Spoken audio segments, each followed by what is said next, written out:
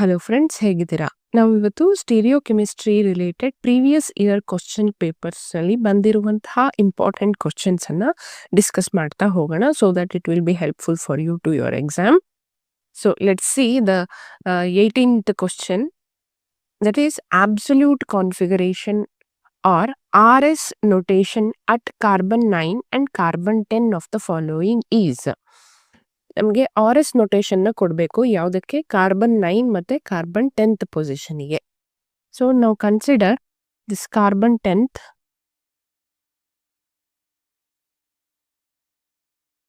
okay, this is in wedge, 4th position is in wedge, okay.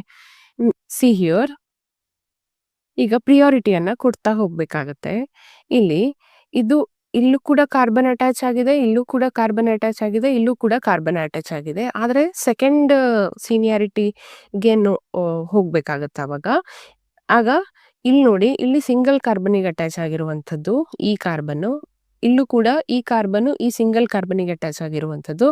ಆದರೆ ಇಲ್ಲಿನ ಕಾರ್ಬನ್ನು 2 ಕಾರ್ಬನಿಗೆ ಅಟ್ಯಾಚ್ ಆಗಿರೋದ್ರಿಂದ ಫಸ್ಟ್ ಪ್ರಿಯಾರಿಟಿ ಯಾವುದು ಕೊಡ್ತೀರಾ? ಇದಕ್ಕೆ ಕೊಡ್ತೀರಾ, first priority for this carbon. Then ಇಲ್ಲಿ ಡಬಲ್ ಬಾಂಡ್ ಓ ಇದೆ. ದೆನ್ ಸೆಕೆಂಡ್ ಮತ್ತೆ ಥರ್ಡ್ ಪ್ರಿಯಾರಿಟಿ. ಸೊ ಸೆಕೆಂಡ್ ಮತ್ತೆ ಥರ್ಡ್ ಪ್ರಿಯಾರಿಟಿ ಕೊಡುವಾಗ ಇಲ್ಲಿ ಒಂದು ಎಕ್ಸ್ಟ್ರಾ ಸಬ್ಸ್ಟಿಟ್ಯೂಯೆಂಟ್ ಆ್ಯಡ್ ಆಗಿರೋದ್ರಿಂದ ಇದಕ್ಕೆ ಸೀನಿಯಾರಿಟಿ ಜಾಸ್ತಿ ಕೊಡ್ತೀರಾ. Number 2 for this carbon, then 3, ಓಕೆನಾ. ಇಲ್ಲಿ 1 ಇದೆ, ಇಲ್ಲಿ 2 ಇದೆ, ಇಲ್ಲಿ 3 ಇದೆ. ಯಾವ ಡೈರೆಕ್ಷನಲ್ಲಿ ಅದು ಇದಾಗ್ತಿದೆ, ರೊಟೇಟ್ ಆಗ್ತಿದೆ? Clockwise direction, right. So clockwise direction ಆಗಿರೋದ್ರಿಂದ ಆರ್ ಬರುತ್ತೆ. But 1 point you need to remember that 4th substituent ಏನಿದೆ ಅದು ವೆಡ್ಜ್ ಫಾರ್ಮಲ್ ಇದೆ. ವೆಡ್ಜ್ ಫಾರ್ಮಲ್ ಇದ್ದಾಗ ಡ್ಯಾಶ್ ಫಾರ್ಮಲ್ ಇಲ್ಲದೆ ಇದ್ರೆ ಆಗ ಕಾನ್ಫಿಗರೇಷನ್ ಏನಾಗುತ್ತೆ? ಚೇಂಜ್ ಆಗುತ್ತೆ, ರೈಟ್. ಸೊ ಆರ್ ಇದ್ದಿದ್ದು ಏನಾಯ್ತು? ಎಸ್ ಆಯ್ತು. So we got 10s. 10th carbon ಆಗಿರೋದ್ರಿಂದ ನಾನು 10s ಅಂತ ಬರಿಬಹುದು, right. Now let us consider 9th carbon. 9th carbon, ಇಲ್ಲಿ ಡಬಲ್ ಬಾಂಡ್ ಓ ಇದೆ, ಡ್ಯಾಶ್ ಅಲ್ಲೇ ಏನಿದೆ? ಹೈಡ್ರೋಜನ್ ಇರುವಂಥದ್ದು. Then okay, so this is the 9th carbon, right.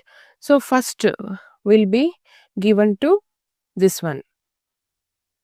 Then second priority is given to this carbon because it is attached to 2 different carbons. Then third priority given to this carbon. So ಯಾವ ಡೈರೆಕ್ಷನಲ್ಲಿ move ಆಗ್ತಿದೆ ಈಗ?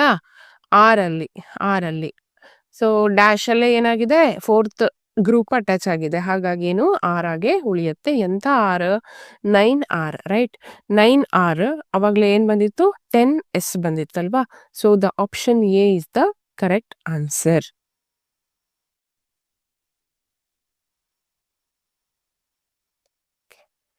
Next,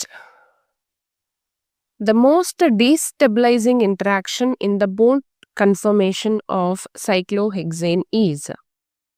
most destabilizing interaction ಅನ್ನ ಕೇಳ್ತಾ ಇದ್ದಾರೆ. ನೋಡಿ, ಇಲ್ಲೊಂದು substitute ಇತ್ತು, ಇಲ್ಲೊಂದು ಸಬ್ಸ್ಟಿಟ್ಯೂಟ್ ಇತ್ತು ಅನ್ಕೊಳ್ಳಿ. ಇವೆರಡರ ನಡುವೆ ಏನಾಗುತ್ತೆ ಅಂತಂದ್ರೆ ಒಂದು ಇಂಟ್ರಾಕ್ಷನ್ ನಡೆಯುತ್ತೆ. That will be most destabilizing. ಆ ಇಂಟ್ರಾಕ್ಷನ್ ಅನ್ನು ನಾವು ಬೋಸ್ಪ್ರಿಟ್ ಫ್ಲಾಗ್ಪೋಲ್ ಇಂಟ್ರಾಕ್ಷನ್ ಅಂತ ಕರಿತೀವಿ. ಏನಂತ ಕರಿತೀವಿ? ಬೋಸ್ಪ್ರಿಟ್ ಫ್ಲಾಗ್ಪೋಲ್ ಇಂಟ್ರಾಕ್ಷನ್ ಅಂತ ಕರಿತೀವಿ. That will be most destabilizing one. Okay, next.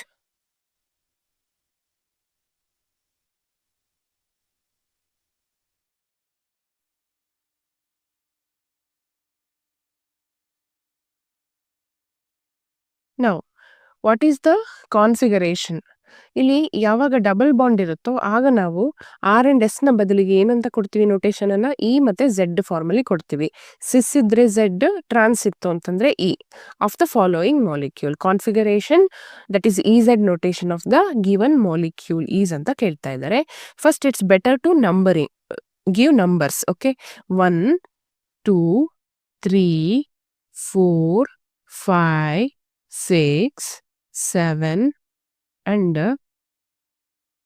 this 8. Okay, ಈ ರೀತಿ ನಾನು ನಂಬರಿಂಗ್ ಕೊಟ್ಟೆ. ಇಲ್ಲಿ ಸೆಕೆಂಡ್ ಕಾರ್ಬನ್ ಅಲ್ಲಿ ಡಬಲ್ ಬಾಂಡ್ ಇದೆ, 4th ಪೊಸಿಷನ್ ಅಲ್ಲಿ ಡಬಲ್ ಬಾಂಡ್ ಇದೆ, 6th ಪೊಸಿಷನ್ ಅಲ್ಲಿ ಡಬಲ್ ಬಾಂಡ್ ಇದೆ ಅಲ್ವಾ. 2, 4, 6. ರೈಟ್. ನಾವು ಈಗ ಸೆಕೆಂಡ್ ಕಾರ್ಬನ್ ಅನ್ನ ಕನ್ಸಿಡರ್ ಮಾಡಿ ಫಸ್ಟ್ ನಂಬರಿಂಗ್ ಅನ್ನ ಕೊಡಿ. ಇದು highest bulky group when compare to CH3 and H is CH3. So 1 ಅಂತ ಕೊಡ್ತೀನಿ, ಇದಕ್ಕೆ 2 ಅಂತ ಕೊಡ್ತೀನಿ. ಇಲ್ಲಿ ಬಲ್ಕಿ ಗ್ರೂಪ್ ಯಾವ ಕಡೆ ಜಾಸ್ತಿ ಇದೆ, ಈ ಸೈಡ್ ಜಾಸ್ತಿ ಇದೆ. ಸೊ ಇದಕ್ಕೆ 1 ಅಂತ ಕೊಡ್ತೀನಿ, ಇದಕ್ಕೆ 2 ಅಂತ ಕೊಡ್ತೀನಿ. 1 is on the same side, right. So it is Z. 2Z ಆಯ್ತು. ದೆನ್ ಫೋರ್ತ್ ಕಾರ್ಬನ್ಗೆ ಬರೋಣ.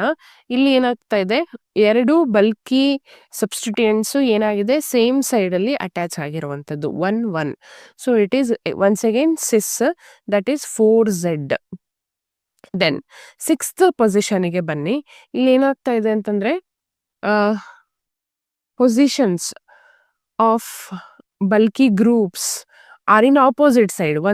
ಒಂದು ಇಲ್ಲಿಗೆ, ಒಂದು ಇಲ್ಲಿ ಕೊಡ್ತೀನಿ, 2 ಇಲ್ಲಿ ಕೊಡ್ತೀನಿ, ಇಲ್ಲಿ 2 ಬರುತ್ತೆ, ಇಲ್ಲಿ 1 ಬರುತ್ತೆ. 1 is in opposite direction, right. So it is 6E. 6E ಎಲ್ಲಿದೆ, 2Z 4Z 6E first option ಅಲ್ಲಿ ಇದೆ ಅಲ್ವಾ. So this is the correct answer. Okay, next go to next question.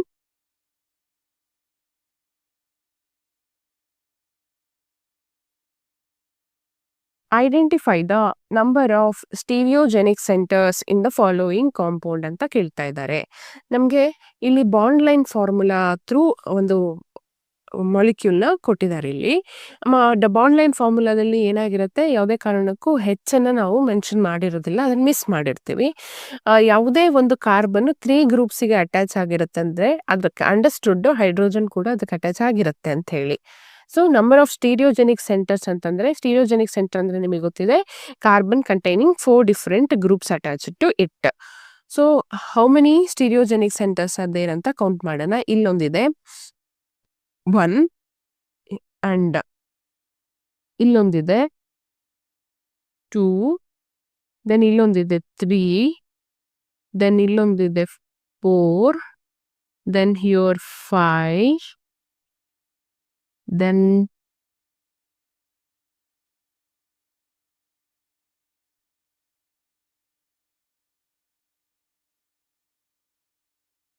ಇಲ್ಲೊಂದಿದೆ ಅಲ್ವಾ, ಇದನ್ನ 3 ಅಂತ ಕೊಟ್ಕೋತೀನಿ. ಇಲ್ಲಿ 4, ಇದು 5 and this one 6 and this is 7. Okay, so total ಎಷ್ಟು ಸ್ಟೀರಿಯೋಜೆನಿಕ್ ಸೆಂಟರ್ ಆಯಿತು? Total 7 stereogenic center. 1 2 3 4, this one is 5 and this one is 6 and this one is 7. So answer is option D, 7. Next, how many discrete dimethyl cyclopropanes are possible ಅಂತ ಹೇಳಿ. how many isomers are possible? First ಸೈಕ್ಲೋಪ್ರೋಪೇನ್ ಅನ್ನ ಬರ್ಕೊಳ್ತೀನಿ. ಅವ್ರು ಹೇಳ್ತಾ ಇದ್ದಾರೆ dimethyl ಸೈಕ್ಲೋಪ್ರೋಪೇನ್ ಅಂತ. Dimethyl ಸೈಕ್ಲೋಪ್ರೋಪೇನ್ ಬರ್ಕೊಂಡೆ. Okay, ಇದು ಒಂದು isomer ಆಯ್ತು. ಫಾರ್ ಎಕ್ಸಾಂಪಲ್ ಒಂದು ಮಿಥೈಲ್ ಗ್ರೂಪ್ ಇದೆ ಅನ್ಕೊಳ್ಳಿ, ಇಲ್ಲಿ ಅಟ್ಯಾಚ್ಡ್ ಇದೆ ಪಕ್ಕದಲ್ಲಿ ಅಂತಂದ್ರೆ, there will be 2 possibilities of getting 2 isomer. ಯಾಕೆಂದ್ರೆ ಒಂದು ಸಿಸ್ ಆಗಿರಬಹುದು ಇವೆರಡು ಜೊತೆ, ಇನ್ನೊಂದು ಟ್ರಾನ್ಸ್ ಆಗಿರಬಹುದು. So 2 plus this 1 isomer gives you 3 possible total isomer. So option C is the correct answer.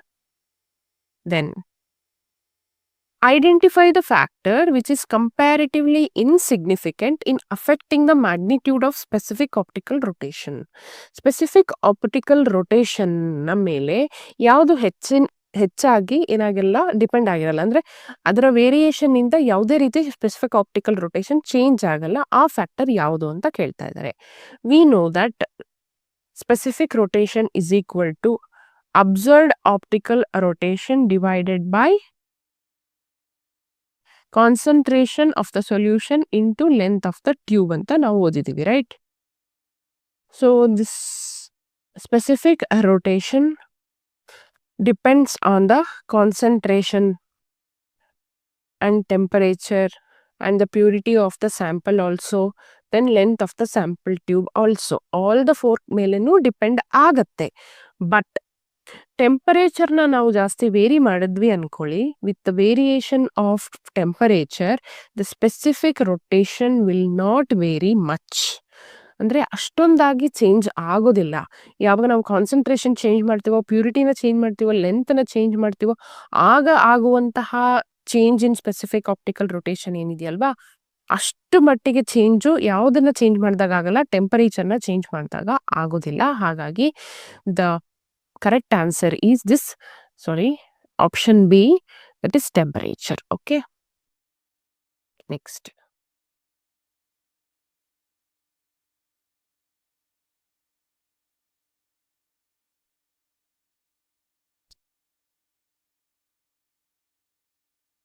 Now, the absolute configuration, that is RRS, to each chiral center in the following compound. ಇದು ಒಂದು chiral center, ಇದು ಒಂದು chiral center. Each chiral center ಗೆ ಏನ್ ಮಾಡ್ಬೇಕಂತೆ, R and S notation ಅನ್ನ ಕೊಡ್ಬೇಕಂತೆ, right? So ವಿಡಿಯೋನ pause ಮಾಡಿ ಬೇಕಿದ್ರೆ ಟ್ರೈ ಮಾಡಿ. After few seconds I tell you the answer. Okay, ಈ ರೀತಿ ಒಂದು ಕಾಂಪೌಂಡ್ ಇದೆ ನೋಡಿ. ಇದೊಂದು ಕೈರಾಲ್ ಸೆಂಟರ್, ಇದೊಂದು ಕೈರಾಲ್ ಸೆಂಟರ್, ನಾನು ಆಗ್ಲೇ ಹೇಳಿದ್ದೀನಿ. ಸೊ ಈ ಕೈರಾಲ್ ಸೆಂಟರಿಗೆ ನಂಬರಿಂಗ್ನ ಕೊಡ್ತಾ ಹೋಗೋಣ. First priority goes to this oxygen, right? Then second priority, ಇಲ್ಲಿ ಸಬ್ಸ್ಟಿಟ್ಯೂಯೆಂಟ್ ಎಕ್ಸ್ಟ್ರಾ OH ಇರೋದ್ರಿಂದ ಸೆಕೆಂಡ್ ಪ್ರಿಯಾರಿಟಿ ಈ ಕಾರ್ಬನಿಗೆ ಕೊಡ್ತೀನಿ. Then third priority for this carbon, right? So clockwise anticlockwise ನೋಡಿದ್ರೆ ಏನಾಗಿದೆ, ಕ್ಲಾಕ್ ವೈಸ್ ಆಗಿದೆ ಅಲ್ವಾ? So the answer is S notation for this chiral center. Then ಇಲ್ಲಿ ನಾನು ತೋರಿಸ್ತೀನಿ, ಸೆಕೆಂಡ್ ಕೈರಾಲ್ ಸೆಂಟರ್ ಇಲ್ಲಿದೆ ಅಲ್ವಾ? ಈಗ ಒನ್ಸ್ ಅಗೇನ್ ನಾನು ಫಸ್ಟ್ ಪ್ರಿಯಾರಿಟಿನ ಈ ಆಕ್ಸಿಜನಿಗೆ ಕೊಡ್ತೀನಿ. Then second priority is for this. Then third priority is for this carbon. Okay, ಯಾಕೆ ಅಂತ ಗೊತ್ತಾಯ್ತಲ್ವಾ? ಇಲ್ಲಿ ಎಕ್ಸ್ಟ್ರಾ ಸಬ್ಸ್ಟಿಟ್ಯೂಯೆಂಟ್ ಆ್ಯಡ್ ಆಗಿರೋದ್ರಿಂದ ಸೆಕೆಂಡ್ ಪ್ರಿಯಾರಿಟಿ ಇದಕ್ಕೆ ಬಂತು. 1 2 3 again it is in anti-clockwise, right? Yes, ಯಾವುದಿದೆ? Option C, S. Okay, option C, S and S is the correct notation for this 28th question. Then going to the next question, that is your Kahn-Ingold-Prelog stereochemical designation used for the following substance. ನೋಡಿ, ನಾವು first how many chiral centers are there ಅಂತ note ಮಾಡ್ಕೊಳ್ಬೇಕು. ಇಲ್ಲಿ 4 different ಗ್ರೂಪ್ಸಿಗೆ attach ಆಗಿದೆ. ಇದೊಂದು ಕೈರಾಲ್ center, ಇದು ಒಂದು chiral center. ಇಲ್ಲಿ CL ಎರಡು ಸೇಮ್ ಇರೋದ್ರಿಂದ this is not a chiral center. We need to find out the R and S notation for these 2 chiral centers. Okay, now consider this one. Okay, if we consider this one,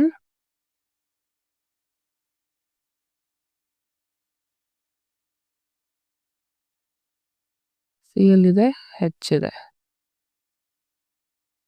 ಇಲ್ಲಿ CL ಇದೆ, ಇಲ್ಲಿ CL, ಇನ್ನೊಂದು dash ಫಾರ್ಮಲ್ಲಿ CL. Okay, ಇಲ್ಲಿ hydrogen ಇದೆ. ಯಾವುದ್ರಲ್ಲಿದೆ? Wedge uh make a note of it.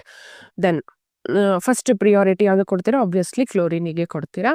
ಇಲ್ಲಿ second priority ಕೊಡುವಾಗ ಇಲ್ಲೂ ಕಾರ್ಬನ್ ಇದೆ, ಇಲ್ಲೂ ಕಾರ್ಬನ್ ಇದೆ.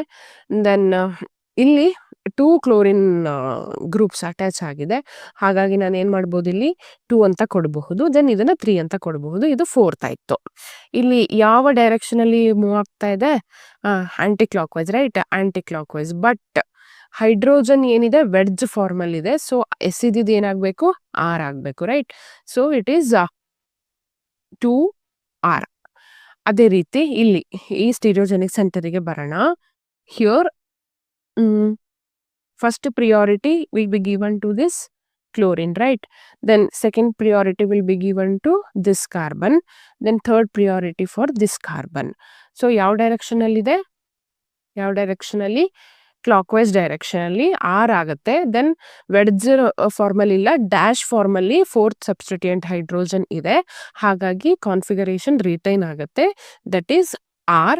ಎಂತ R? 4R. So option CL ಇದೆ, 2R 4R ಏನಿದೆ, that is the correct answer. Next, the IUPAC name of the compound having following structure.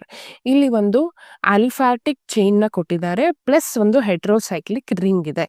ಯಾವಾಗಲೂ ಅಷ್ಟೇ ಏನು ಆಲಿಫ್ಯಾಟಿಕ್ ಚೈನ್ ಇರುತ್ತಲ್ವಾ, ಇದನ್ನ ನಾವು ಪೇರೆಂಟ್ ಚೈನ್ ಅಂತ ಕನ್ಸಿಡರ್ ಮಾಡಬೇಕು. This is the parent chain. ಆ ಪೇರೆಂಟ್ ಚೈನಿಗೆ ಏನೇ ಹೆಟರೋಸೈಕ್ಲಿಕ್ ರಿಂಗ್ ಅಟ್ಯಾಚ್ ಆಗಿದೆಯಲ್ವಾ, that is considered as the side chain attached to the main parent chain. Okay, ನಾವು ಇಲ್ಲಿ ಕೊಟ್ಟಿರುವಂತಹ ಸ್ಟ್ರಕ್ಚರ್ ಯಾವುದು, ದಟ್ ಈಸ್ ಇಂಡೋಲ್. ಇಂಡೋಲನ್ನ ಏನು ಆಲಿಫ್ಯಾಟಿಕ್ ರಿಂಗಿಗೆ ಅಟ್ಯಾಚ್ ಮಾಡಿದ್ದೀವಿ, ರೈಟ್. ಹಿಯರ್ ಸ್ಟೀರಿಯೋಜೆನಿಕ್ ಸೆಂಟರ್ ಎಲ್ಲಿದೆ ಆಲಿಫ್ಯಾಟಿಕ್ ಚೈನ್ ಅಲ್ಲಿ, ಇದು ಸ್ಟೀರಿಯೋಜೆನಿಕ್ ಸೆಂಟರ್ ಅಲ್ವಾ. ಸೊ ನಾನು ನಂಬರಿಂಗ್ ಮಾಡಿಕೊಂಡು ಯಾವ ರೀತಿ ಅದು ಆರ ಎಸ್ ಅಂತ ಡಿಸೈಡ್ ಮಾಡ್ಬೇಕೀಗ. ಓ ಹೆಚ್ ವೆಡ್ಜಲ್ಲಿದೆ ಹೆಚ್, ಸೊ ಕಾನ್ಫಿಗರೇಷನ್ ಚೇಂಜ್ ಆಗುತ್ತೆ.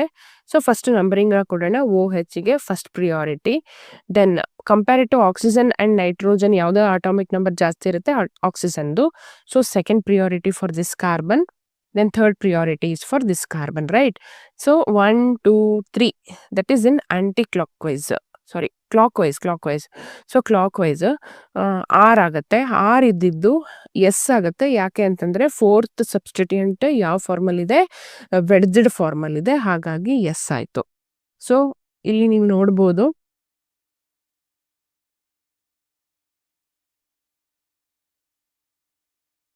ಗಿವನ್ ಆಪ್ಷನ್ 4 ಆಪ್ಷನ್ ಅಲ್ಲಿ ಯಾವುದು ಎಸ್ ಇದೆ, ಎ ಮತ್ತೆ ಸಿ ಎಸ್ ಅಲ್ಲಿ ಇದೆ ಅಲ್ವಾ. Either the answer will be A or S, sorry C. Option A ಆಗಿರ್ಬೋದು, ಆಪ್ಷನ್ ಸಿ ಆಗಿರ್ಬೋದು, ರೈಟ್. ನಾವು ಇಲ್ಲಿ 1 H indol 4 yl oxy correct ಇದೆ. ಆಕ್ಸಿಜನ್ ಪಕ್ಕದ ಕಾರ್ಬನ್ ಅನ್ನ ನಾನು ಏನಂತ ಕನ್ಸಿಡರ್ ಮಾಡ್ಬೇಕಾಗತ್ತೆ, ಫಸ್ಟ್ ಕಾರ್ಬನ್ ಅಂತ ಕನ್ಸಿಡರ್ ಮಾಡ್ಬೇಕಾಗತ್ತೆ. This is second, this is third, right. So ಇಲ್ಲಿ S1 ಇದೆ, ಇಲ್ಲಿ S3 ಇದೆ, ಹಾಗಾಗಿ 1 oxy is attached to the first carbon atom. So option A is the correct answer. In remaining ಎಲ್ಲ same ಇದೆ ಎರಡರಲ್ಲೂ. S1 1 H indol 4 yl oxy 3 isopropyl amino propane 2 ol is the correct answer. Next, ಸಾಧ್ಯವಾದರೆ ನೀವೇ try ಮಾಡಿ, pass ಮಾಡಿ, then I will give you the correct answer for this. ನೋಡಿ, the stereochemical description for the chiral center and define in the compound given below are. ಇಲ್ಲಿ ಏನ್ ಗೊತ್ತಾ, ಒಂದು stereogenic center ಇದೆ, ಆರ್ ಅಂಡ್ ಎಸ್ ನೊಟೇಶನ್ ಕೊಡ್ತೀರಾ. ಇನ್ನೊಂದು double bond ಇದೆ, carbon carbon double bond ಇದೆ, ಹಾಗಾಗಿ ನಾವು ಆರ್ ಅಂಡ್ ಎಸ್ ಕೊಡೋದಿಲ್ಲ, ಬದಲಾಗಿ ಏನ್ ಕೊಡ್ತೀವಿ, ಇ ಅಂಡ್ ಝೆಡ್ ನೊಟೇಶನ್ ಅನ್ನ ಕೊಡ್ತೀವಿ, ರೈಟ್. ಸೊ ಯಾವ ಆಪ್ಷನ್ ಅಲ್ಲಿ ಆರ್ ಎಸ್ ಅಥವಾ ಆರ್ ಅಥವಾ ಎಸ್ ಜೊತೆಗೆ ಇ ಅಥವಾ ಝೆಡ್ ಇದೆ, ಇದ್ರಲ್ಲಿ ಇದೆಯಾ ಇಲ್ಲ, ಇದ್ರಲ್ಲಿ ಇದೆಯಾ ಇಲ್ಲ, ಇದ್ರಲ್ಲಿ ಇದೆಯಾ ಇಲ್ಲ, ಇದ್ರಲ್ಲಿದೆ. ಡೆಫಿನೆಟ್ಲಿ ಗೊತ್ತಾಯ್ತು ನಮಗೆ fourth option is the correct answer ಅಂತ. ಆದ್ರೂ ನಾವು ನೋಡೋಣ ಯಾವ ರೀತಿ ಸರಿಯಾಗಿದೆ ಅಂತ ಹೇಳಿ. ಇಲ್ಲಿ ನೋಡಿ, ಇಲ್ಲಿ ನಂಬರಿಂಗ್ ನ ಕೊಡ್ತಾ ಹೋಗ್ಬೇಕಾಗತ್ತೆ. First number for this and double bond ಇರೋದ್ರಿಂದ ಈ ಕಾರ್ಬನ್ ನ ಬಿಟ್ಟು ನಾವು ಈ ಕಾರ್ಬನ್ಗೆ ಸೆಕೆಂಡ್ ಅಂತ ಕೊಡ್ತೀವಿ, ಇಲ್ಲಿ ಥರ್ಡ್ ಅಂತ ಕೊಡ್ತೀವಿ. ಫೋರ್ತ್ ಪೊಸಿಷನ್ ಅಲ್ಲಿ ಏನ್ ಹೈಡ್ರೋಜನ್ ಇದೆಯಲ್ವಾ, that is in wedge form, right. So numbering ನ ಕೊಟ್ಟಾಗ ಇಟ್ ಈಸ್ ಯಾವ ರೀತಿ ಇದೆ, ಆಂಟಿ ಕ್ಲಾಕ್ವೈಸ್ ಡೈರೆಕ್ಷನ್ ಅಲ್ಲಿ ಇದೆ ಅಲ್ವಾ, ಅಂದ್ರೆ ಎಸ್ ಆಗ್ಬೇಕಿತ್ತು, ಬಟ್ ಫೋರ್ತ್ ಪೊಸಿಷನ್ ಅಲ್ಲಿ ಹೈಡ್ರೋಜನ್ ವೆಡ್ಜ್ ಇರೋದ್ರಿಂದ ಏನಾಯ್ತು, ಆರ್ ಆಯ್ತು. ಓಕೆ, ನೆಕ್ಸ್ಟ್, ಈಗ ಕಾರ್ಬನ್ ಕಾರ್ಬನ್ ಡಬಲ್ ಬಾಂಡ್ ಇದೆ, ಇಲ್ಲಿ CH3 ಇರುವಂತದ್ದು, ಇಲ್ಲಿ ಬಲ್ಕಿ ಗ್ರೂಪ್ ಎಲ್ಲ ಅಟ್ಯಾಚ್ ಆಗಿದೆ, ಇಲ್ಲೂ ಕೂಡ ಬಲ್ಕಿ ಗ್ರೂಪ್ ಅಟ್ಯಾಚ್ ಆಗಿದೆ. ಸೊ ನಾನು ಇಲ್ಲಿ ನಂಬರಿಂಗ್ ನ ಕೊಡ್ಬೇಕಾಗತ್ತೆ. ಇದಕ್ಕೆ 1 ಅಂತ ಕೊಡ್ತೀನಿ, ಇಲ್ಲಿ 2 ಅಂತ ಕೊಡ್ತೀನಿ, ಇಲ್ಲಿ ಒನ್ಸ್ ಅಗೇನ್ 1 ಅಂತ ಕೊಡ್ತೀನಿ, ಇಲ್ಲಿ 2 ಅಂತ ಕೊಡ್ತೀನಿ. 1 1 means bulky groups R on the same side, right. Same side ಇತ್ತು ಅಂತಂದ್ರೆ 1 1 ಸೇಮ್ ಸೈಡ್ ಇತ್ತು ಅಂತಂದ್ರೆ ಅದೇನಾಗುತ್ತೆ, ಝೆಡ್ ಆಗುತ್ತೆ. ಎಂತ Z, 2Z, 4R 2Z is the correct answer. Okay, next, this is the repetition, already I have told you this one. Then how many dimethyl cyclopropenes ಅದು ಕೂಡ ಹೇಳಿದ್ದೀನಿ. ಈಗ coming to the third question, that is how many ಮೊನೋಸ್ಯಾಕರೈಡ್ಸ್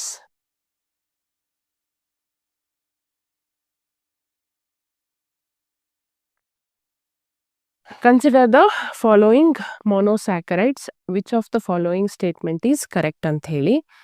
ಇಲ್ಲಿ ನಮಗೆ option ನೋಡಿದ್ರೆ ಇದನ್ನ ನೋಡಿದ ತಕ್ಷಣ ಗೊತ್ತಾಗ್ತಾ ಇದೆ ದಿಸ್ ಇಸ್ ಡಿ ಗ್ಲೂಕೋಸ್ ಅಂತ ಹೇಳಿ. ಇಲ್ಲೂ ಒಂದು ಮೊನೊಸ್ಯಾಕರೈಡ್ ನ ಕೊಟ್ಟಿದ್ದಾರೆ ಸೆಕೆಂಡ್ ಆಪ್ಷನ್ ಮತ್ತೆ ಥರ್ಡ್ ಆಪ್ಷನ್ ಅಲ್ಲಿ. ಇಲ್ಲಿ ಒಂದು ಕೀಟೋ ಗ್ರೂಪ್ ಇರೋದ್ರಿಂದ ಅದೇನಾಗಿದೆ ಫ್ರುಕ್ಟೋಸ್ ಆಗಿದೆ, ರೈಟ್? ಫ್ರುಕ್ಟೋಸ್. ನೆಕ್ಸ್ಟ್ ಇಲ್ಲಿ ಎಪಿಮರ್ಸ್ನ ನೆನ್ಪಿಟ್ಕೊಳ್ಳಿಕ್ಕೆ ನೋಡಿ, ಎಪಿಮರ್ಸ್ನ ನೆನ್ಪಿಟ್ಕೊಳ್ಳಿಕ್ಕೆ ಇದು C2 ಎಪಿಮರು, ಇದು C3 ಎಪಿಮರು, ಇದು C4 ಎಪಿಮರು, ಇದು C5 ಎಪಿಮರ್ ಅಂತ ಇಟ್ಕೊಳ್ಳಿ. ಅವುಗಳ ಎಪಿಮರ್ಸ್ನ ನೀವು ನೆನ್ಪಿಟ್ಕೊಳ್ಳಿಕ್ಕೆ ಒಂದು ಸಣ್ಣ ಟ್ರಿಕ್ ಹೇಳ್ತೀನಿ, ದಟ್ ಈಸ್ ಮ್ಯಾಗಿ ಅಂತ ಹೇಳಿ.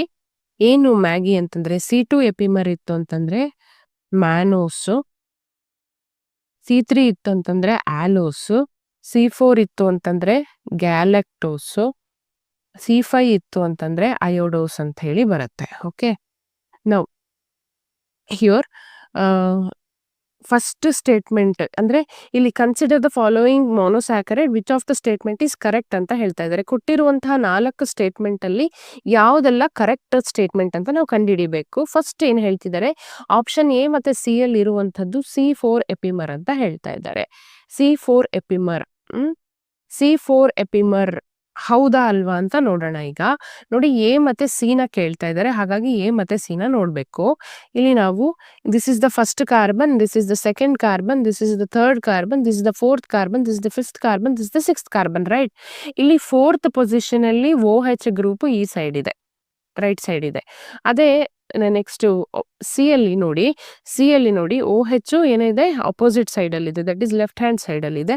ಹಾಗಾಗಿ ನಾವು ಎ ಮತ್ತೆ ಸಿ ನ ನಾವೇನಂತ ಕರಿಬಹುದು, ಎಪಿಮರ್ಸ್ ಅಂತ ಕರಿಬಹುದು. ಸ್ಟೇಟ್ಮೆಂಟ್ ಫಸ್ಟ್ ಏನಿದೆ A and C are C4 epimers, ಅದು ಕರೆಕ್ಟ್ ಆಗಿದೆ.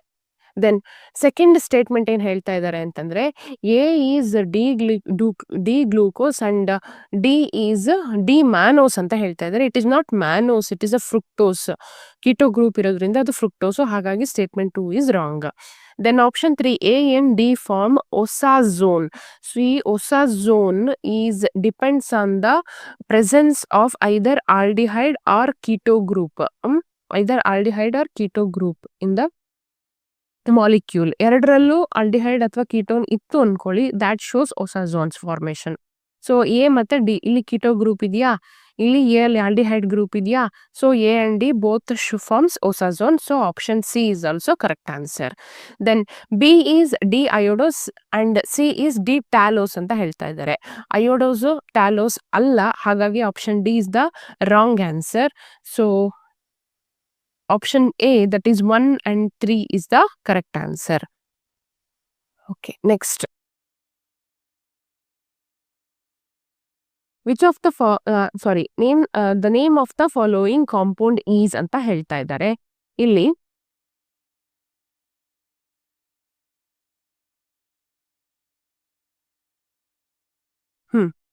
ಇಲ್ಲಿ ಆಕ್ಸಿಯಲ್ ಅಲ್ಲಿ ಮಿಥೈಲ್ ಗ್ರೂಪ್ ಅಟ್ಯಾಚ್ ಆಗಿದೆಯೋ ಅಥವಾ ಈಕ್ವಟೋರಿಯಲ್ ಅಲ್ಲಿ ಅಟ್ಯಾಚ್ ಆಗಿದೆಯೋ ಅಂತ ನೋಡಿದ್ರೆ ಎರಡೂ ಕೂಡ ಈಕ್ವಟೋರಿಯಲ್ ಅಲ್ಲಿ ಅಟ್ಯಾಚ್ ಆಗಿರುವಂತದ್ದು.